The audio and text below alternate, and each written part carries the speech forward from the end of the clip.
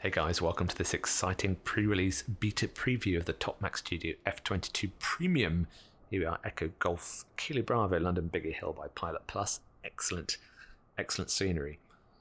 Here's what the freeware version, so the same as Studios did the freeware, but here's what the premium one looks like, and you can see it's a lot nicer with all the extra tags, bells and whistles to the outside, the golden canopy, the texturing's a lot nicer. An example of the undercarriage is also a good place to look. You see there's a lot more detail. Hello. Thanks. So we're going to take this aircraft and going to fly some aerobatic maneuvers, combat maneuvers, while just doing loops and stuff and flat spins, because this aircraft has the ability to do what nothing else can in the sim. I should have started with that, shouldn't I? It's pretty much the unique selling point of this airplane. I'll talk more about that in a moment. Here we are in the cockpit. Nice HUD cover that disappears with the battery switch. I'll throw up a couple of comparison pictures. Here we go. That's what the freeware looks like. And you can see some of the switches are the same, but largely the texturing is much improved. It looks very nice. Apologies for some of my shadow settings. It's probably a bit low, just on the right-hand side there. But overall, a nice quality place to be. I should mention I'm not going to be talking to any bugs because it is still beta. So this is just what's available, not what needs improving. Okay, so there we go. Batteries on, everything powers up, the HUD's nice and clear. The MFDs look fairly authentic. That's what it looks like in the freeware with the Garmin screens, which is horrible. On this one, you can set persistent options on the right, how it loads with underwing tanks or without, etc. And on the left-hand side, you can remove the chocks, tags, and ladder, which you need to do in this version of the beta before you start it up. On the left-hand MFD, if you select CNTL, control for the engines, you can then start it up, and you can also toggle away the throttle and the stick if you wanted to have better visibility of the switches. So I'll switch the APU on there. The lights are on. And that's pretty much all you need to do prior to engine start. And there's three ways. Here's the FADEX switch, left and right, and then hit motor, which is the red button. You can hit a quick start on the MFD, or you can select the pumps, the ignition, and the start for each engine individually. Now I'm just starting both at the same time, but just to demonstrate one of the methods.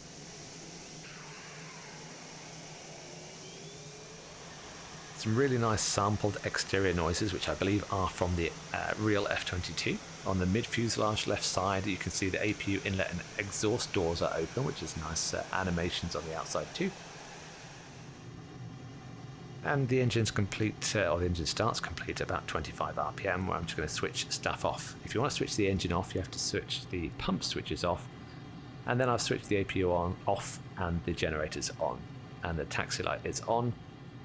And let's demo the external weapons, or internal weapons should I say. There we go. On the ground the animations take about 10 seconds, in the air it's about 1.5, so a lot quicker.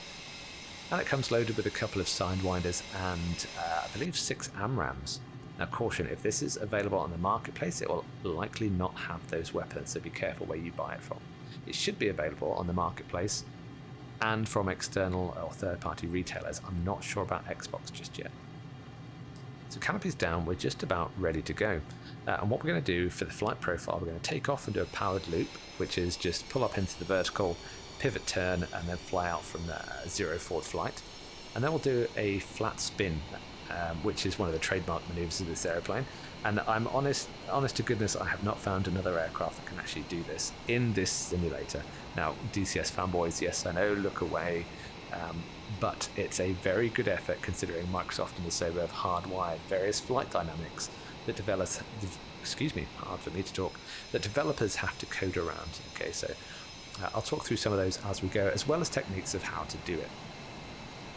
Control checks, you can see the nozzles vectoring, the speed brake, and now we're good to go. So for this takeoff, I'm going to do dry power. That's no AB because there's so much performance in these engines, you don't need to unless you want to. At lower left MFD, the nozzle indicators are square and they're green when the AB is not lit and yellow when it is lit. We'll rotate at 140 knots, but the whiskey line on the HUD on the 10 degrees nose up, gear up, and off we go. You'll notice the nozzle indicators go yellow now. Really nice AB animations as you get lots of moisture on the outside as well. Sampling full back stick, and the aircraft will just pitch around. You can see the forward flight's about 25 knots, 30 knots. I'll put the nose back to the horizon and just allow it to accelerate. So I'll break that down as well as a flat spin maneuver very shortly with external views. So let's pitch it around and have a go. So here running in, speed is flexible because this thing can accelerate in the climb, so it's whatever you fancy, but here we are about 350 knots into the vertical. Quick look back, looks awesome. And I'm looking for 4,000 feet AGL because that's what you need in order to recover this, having done maybe 200 degrees of pedal turn. As the nose comes back to the horizon, I'm taking the power out of AB. I'm looking for 0 knots forward flight and then full right rudder and right aileron. Now that's a workaround. The aileron is a workaround for the Asobo coding to make it turn better. Now I'm putting the AB in, and it takes about 2,000 feet of height to recover from 0 forward flight. So remember that and don't pedal turn all the way into the ground because that'd be a bad thing. Here's the external view, and a cracking look at that scenery. Sounds are nice, the animations work nicely. I'm actually using the Microsoft playback facility with dev mode, which is always a risk because I find it crashes a lot. But it's working now and we're using it.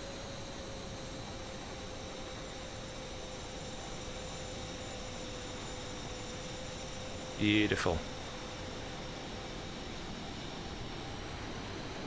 Great view of the vectored afterburner there and the shadow coming in from underneath.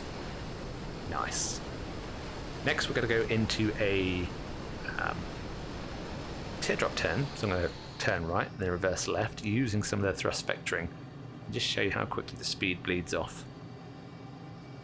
First of all, let's have a look from outside because it looks amazing. Yeehaw. And from inside you'll hear two different rates of stall warner, and the speed washes off from about 350 knots to about 180 knots almost instantly. So I always check the speed when I'm pulling to make sure I don't run out of it. Anything less than 150 knots and you'll be falling. Okay, so running in for the powered loop demo. This, again, the speed is fairly flexible, but about 300 knots. Max power, full backstick, let it spin around. Now, there's a little bit of buffeting, it's not as smooth as it could be. I may have mentioned it earlier, but you can kind of tell where the different stages of flight are, but they've done a fantastic job considering what they're fighting in terms of the hard coding of the flight dynamics in the sim. There's the view from outside. Lovely golden canopy.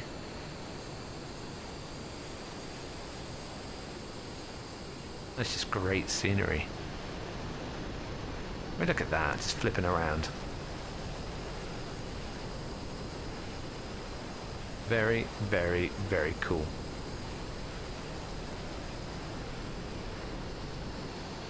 So I don't go supersonic in this video, I will do in a future one, but next we're going to have a look at the weapons again, just have a quick look-see at the underside because we didn't get to see it on the ground.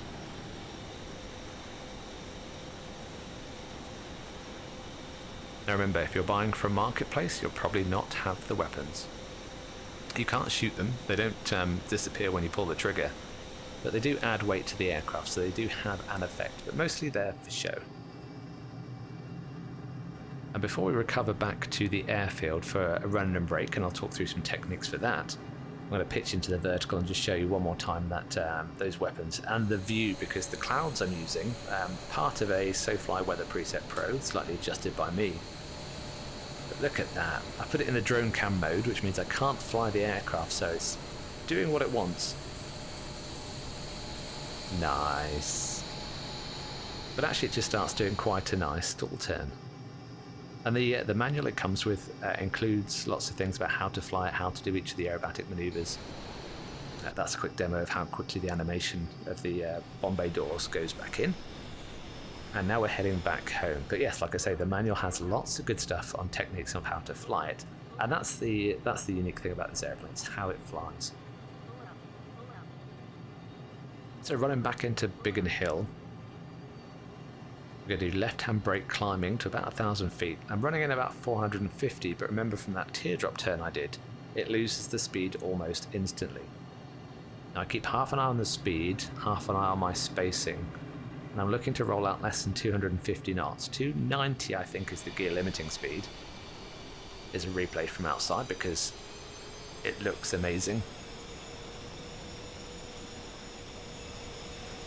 And the undercarriage animation is very tidy. Okay, so downwind I'm looking about 180 knots. Why? Because I think the aircraft's more comfortable at that speed. Now I'm using about 45-degree bank. Now if you haven't seen my video on how to fly military circuits, I've done one in the Hawk T1, which is one of my better videos, which I'll link above for you. So it's worth trying that if you have the Hawk first and then moving on to this. But as I'm coming around the final turn, I'm just looking at my runway for reference, keeping my speed. I think it's about 175 knots here. And I'm looking to roll out of the final turn between 160 and 170 knots, and then I'll slow down once I'm stabilised short final. The other bonus of being slightly faster is I'm not such high alpha, which means I can see better over the front of the aircraft.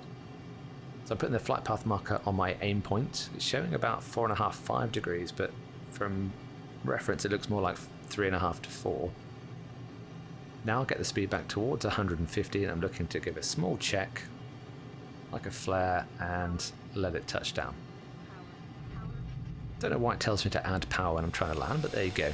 So there we go, that is the end of the video. This is very exciting. I can't wait to see what the finished product looks like, but I hope it's whetted your appetite. If there's something you think you need or needs to be improved upon, then please put it in the comments, or if it's something you're thinking about getting, put that down there as well. But don't forget to like and subscribe, and I'll see you next time.